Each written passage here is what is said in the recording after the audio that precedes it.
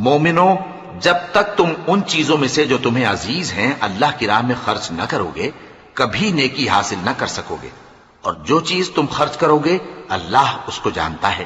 بنی اسرائیل کے لیے تورات کے نازل ہونے سے پہلے کھانے کی تمام چیزیں حلال تھیں بجز ان کے جو یعقوب نے خود اپنے اوپر حرام کر لی تھی۔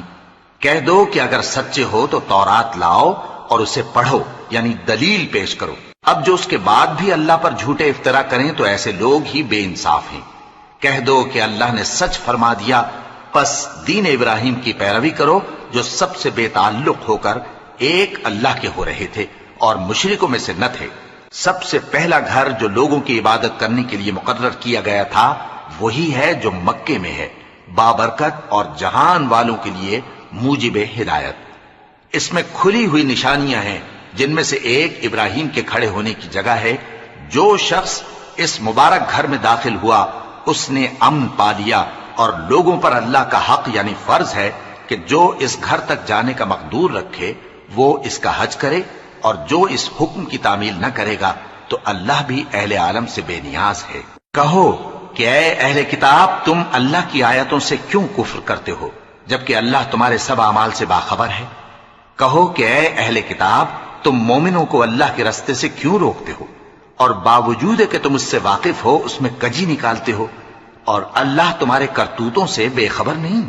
مومنو، اگر تم اہل کتاب کے کسی فریق کا کہا مان لو گے تو وہ تمہیں ایمان لانے کے بعد کافر بنا دیں گے، اور تم کیوں کر کفر کرو گے جبکہ تم کو اللہ کی آیتیں پڑھ پڑھ کر سنائی جاتی ہیں اور تم میں اس کے پیغمبر موجود ہیں۔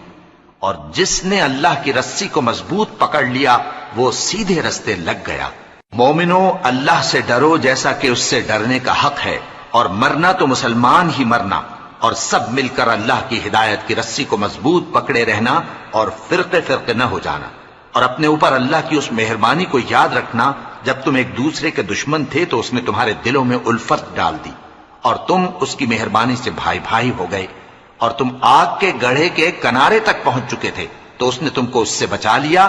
اس طرح اللہ تم کو اپنی آیتیں کھول کھول کر سناتا ہے تاکہ تم راہ راست پر رہو۔ اور تم میں ایک جماعت ایسی ہونی چاہیے جو لوگوں کو نیکی کی طرف بلائے اور اچھے کام کرنے کا حکم دے اور برے کاموں سے منع کرے۔ یہی لوگ ہیں جو کامیاب ہیں، اور ان لوگوں کی طرح نہ ہونا جو متفرق ہو گئے اور صاف احکام آنے کے بعد ایک دوسرے سے اختلاف کرنے لگے۔ یہ وہ لوگ ہیں جن کو قیامت کے دن بڑا عذاب ہوگا، جس دن بہت سے منہ سفید ہوں گے اور بہت سے سیاہ۔ تو جن لوگوں کے منہ سیاہ ہوں گے ان سے اللہ فرمائے گا، کیا تم ایمان لا کر کافر ہو گئے تھے؟ سو اب اس کفر کے بدلے عذاب کے مزے چکھو۔ اور جن لوگوں کے منہ سفید ہوں گے وہ اللہ کی رحمت کے باغوں میں ہوں گے اور ان میں ہمیشہ رہیں گے۔ یہ اللہ کی آیتیں ہیں جو ہم تم کو ٹھیک ٹھیک پڑھ کر سناتے ہیں، اور اللہ اہل عالم پر ظلم نہیں کرنا چاہتا، اور جو کچھ آسمانوں میں اور جو کچھ زمین میں ہے سب اللہ ہی کا ہے، اور سب کاموں کا انجام اللہ ہی کی طرف ہے۔ مومنو، تم بہترین امت ہو جسے لوگوں کی ہدایت کے لیے میدان میں لایا گیا ہے کہ تم نیک کام کرنے کو کہتے ہو اور برے کاموں سے منع کرتے ہو اور اللہ پر ایمان رکھتے ہو۔ اور اگر اہل کتاب بھی ایمان لے آتے تو ان کے لیے بہت اچھا ہوتا، ان میں ایمان لانے والے بھی ہیں لیکن تھوڑے اور اکثر نافرمان ہیں۔